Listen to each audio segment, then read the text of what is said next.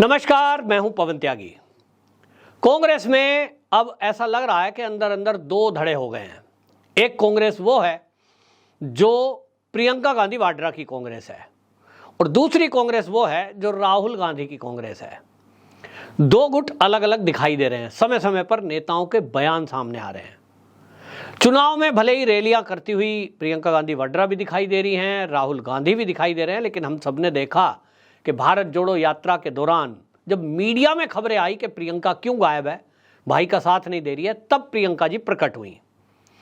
Media की खबरों को भले ही उन्होंने दबा दिया हो, चर्चा ना हुई हो, लेकिन अब जो कांग्रेस के प्रवक्ता हैं और प्रियंका गांधी वाड्रा के खासम खास आचार्य प्रमोद, उनका एक एक्स पर पोस्ट आया है। और वो पोस्ट किस लिए आया? क्योंकि वहां उन्होंने देखा कि जो अशोक गहलोत हैं, राजस्थान के मुख्यमंत्री, उनका चित्रा त्रिपाठी जो कि आज तक की पत्रकार है, वो इंटरव्यू कर रही है और उस इंटरव्यू की वीडियो को उन्होंने कोट करते हुए उन्होंने एक्स पोस्ट पर लिखा। उन्होंने कहा, कमलनाथ और फिर नाविका कुमार की बातचीत के बाद अब अशोक गहलोत और चित्रा त्रिपाठी के साक्षात्कार ने टीवी एंकर्स बायकॉट का दम निकाल दिया है, इसलिए अब बहिष्कार का अंतिम संस्कार करने का समय आ गया है। उन्होंने चित्रा त्रिपाठी अशोक गहलोत का इंटरव्यू कर रही है, आज तक की पत्रकार, उसका एक स्क्रीनशॉट डाला है और वो कह रहे हैं आचार्य प्रमोद कृष्णम कि भाई पहले तो आपने देखा कि कमलनाथ का नाविका कुमार जो टाइम्स नाउ नव भारत की एडिटर हैं, वो उनके प्राइवेट जेट में जा रही थी और इंटरव्यू कर रही थी। सबने देखा कि वो किस तरह का इंटरव्यू हो रहा था। आपको याद होगा कि दिल्ली के अंदर एक इंडी अलायंस की बैठक हुई थी और उस बैठक में ये सारे इंडी अलायंस के मेन नेता इकट्ठे हुए थे राहुल गांधी की अध्यक्षता में। राहुल गांधी उस बैठक में थे और बाहर आकर उसमें इन्होंने जो अपने मुद्दे बताए कि हमने बैठक में क्या तय किया, तो उसमें बताया कि हमने ये तय किया है कि हम ऐसे पत्रकारों का बहिष्कार करेंगे जो हमें लगता है कि वो गोदी मीडिया हैं, माने हमारी खिंचाई करते हैं और मोदी का पक्ष दिखाते हैं। ऐसे पत्रकारों की सूची जारी की गई बाकायदा, उसको इंटरव्यू में बताया गया और उसको मीडिया में भी बताया गया। ऐसे पत्रकारों की जो 14 पत्रकारों की सूची जारी करी, उसमें ये नाविका कुमार भी थी और इसमें चित्रा त्रिपाठी भी थी। उसमें आपको बता दें कि सुधीर चौधरी का नाम भी था। उसी में कई ऐसे पत्रकार थे जिनका उसमें नाम लिखा था, आपको पता ही है।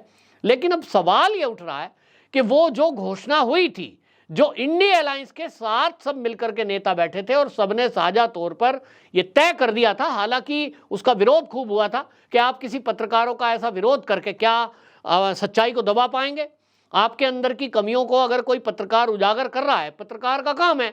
आपने कहा नहीं, हम इनकी डिबेट में नहीं जाएंगे, बाकी के जाएंगे, चैनल का बहिष्कार नहीं है, लेकिन इन पत्रकारों का बहिष्कार है।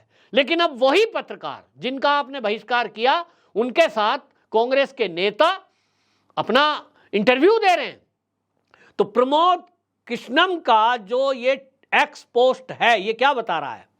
वो ये बता रहा है, पोस्ट उन्होंने जो अपना उस पे शेयर किया है सोशल मीडिया पे, उसका मतलब यह है कि वो दिखा रहे हैं कि जो राहुल गांधी के फैसले हैं, जो इंडी अलायंस के फैसले हैं, उसको कांग्रेस के जो लीडर हैं वो नहीं मानते हैं। अब ये कौन लीडर है? कमलनाथ की बात करें या अशोक गहलोत की, ये वो लीडर है जिनकी डायरेक्ट कहाँ से टच है, तो आप समझिए कहीं ना कहीं वो सोनिया गांधी के गुट में माने जाते हैं, उन्हीं के निकट है। तो क्या ऐसा है कि राहुल गांधी से सोनिया गांधी भी अलग हो गई हैं, अलग से कोई गुट चल रहा है? तो ये तो हमने देखा है। आप देखिए कि राजस्थान में ये देखा गया कि अशोक गहलोत, उनका खूब विरोध हुआ। कोई राजस्थान का व्यक्ति, युवा नहीं चाहता था कि उनको मुख्यमंत्री बनाया जाए। सचिन पायलट के नाम पर वोट पड़ी थी, युवा सचिन पायलट के नाम पे जुड़े थे। लेकिन जब घोषणा हो गई कि सचिन पायलट नहीं, अशोक गहलोत सीएम होंगे, पूरी कांग्रेस के युवा कार्यकर्ताओं ने इसका विरोध किया था। सचिन पायलट ने तो बाड़ेबंदी तक कर दी, होटलों में लेके कांग्रेस के एमएलए को चला गया। आखिरकार दिल्ली में क्या फैसला हुआ? दिल्ली में समझा के भेज दिया गया, जाओ आपको डिप्टी सीएम बना देते हैं। फिर वो डिप्टी सीएम से भी हट गए, फिर उनको गद्दार कह दिया गया, फिर उनको भाजपा का एजेंट कह दिया अशोक गहलोत ने, और क्या क्या नहीं कहा।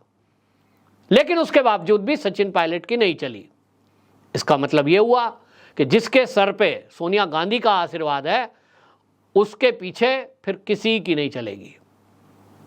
और अभी भी यही हो रहा है कि आप कुछ भी डिसीजन कर लो, हमारे नेता जो भी फुल फ्लैश निर्णय लेंगे करेंगे, जहां मतलब दिखाई देगा उसको करेंगे।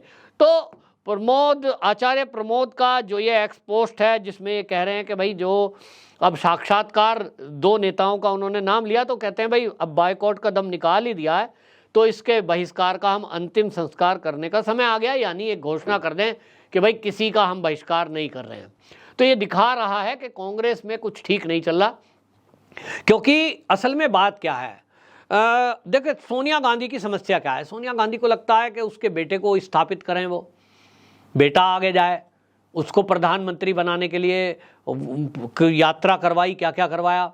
लेकिन प्रियंका गांधी वाड्रा का अपना एक गुट है, आचार्य प्रमोद भी उसी में है।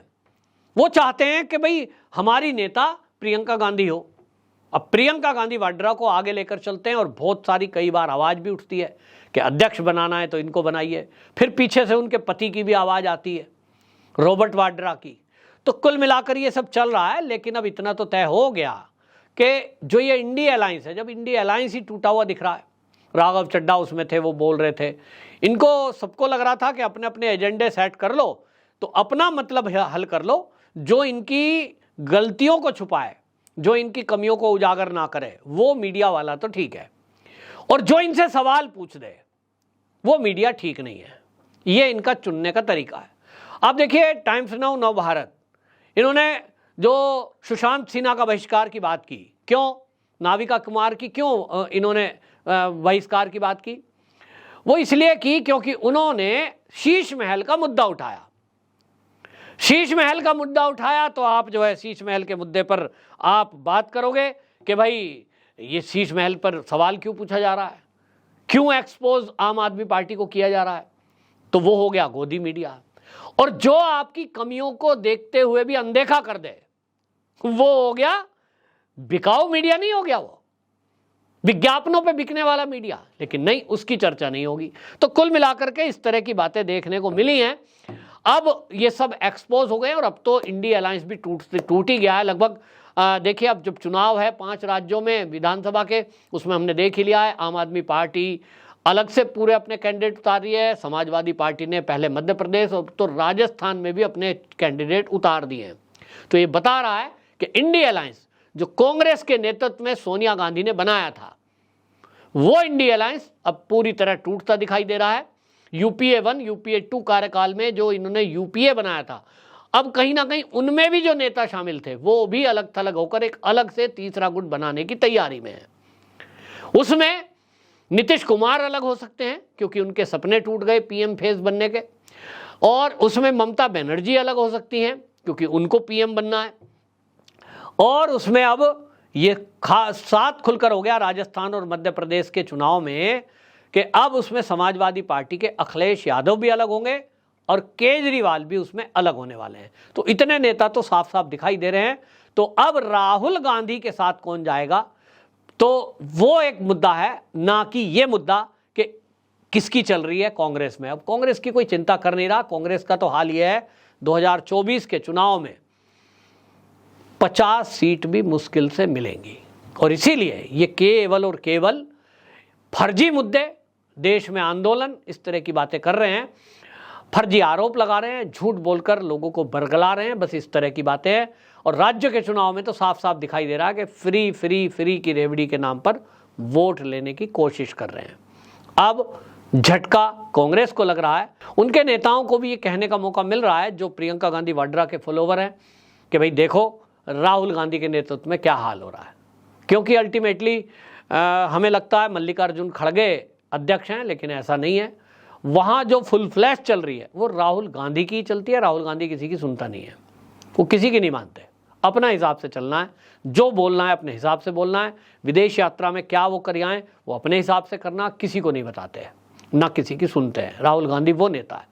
तो इसलिए प्रियंका गांधी वाड्रा अलग थलग सी पड़ती दिखाई दे रही है, और इसीलिए उनके जो निकट नेता हैं वो अब राहुल गांधी के नेतृत्व पर सवाल उठा रहे हैं।